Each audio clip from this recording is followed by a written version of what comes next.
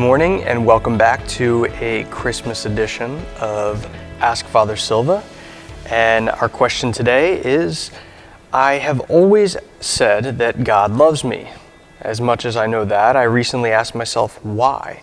Why does God love me? I know He makes sacrifices for us and He lavishes His love upon us, but why? Why does He love me when I am a sinner and so unworthy? What makes me so appealing to Him enough to die for? It's a great question, and I think it's especially a great question in the Christmas time, right? Christ, God Himself, became man and was born into the world, right? In that famous sign, John 3:16, we see at every sporting event, right? For God so loved the world that He gave His only begotten Son. And so God loves us. Why? Well, God is love. We know that, right?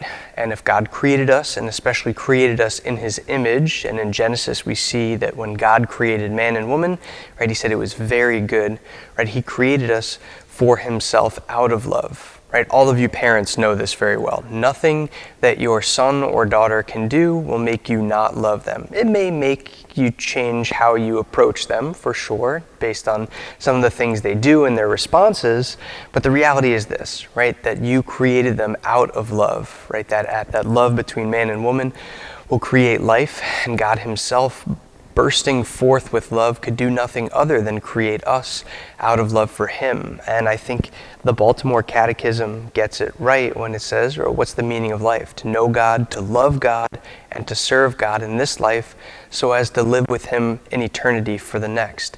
And so, why does He love us? Well, He loves us because He made us. And I think that that's an important thing to remember.